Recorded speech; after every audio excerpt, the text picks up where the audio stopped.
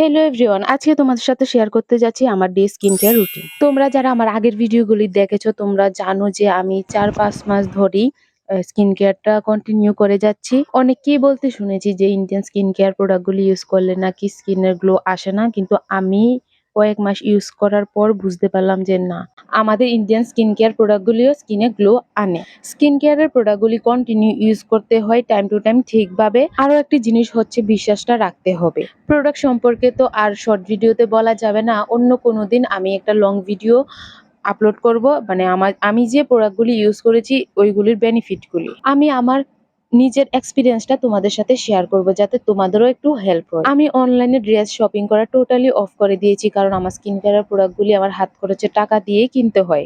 আচ্ছা, যাই হোক, তো আমার স্কিনের গ্লোটা তো তোমরা দেখতেই পাচ্ছ। তো ভিডিওটা এখানেই শেষ করছি, চলো টাটা।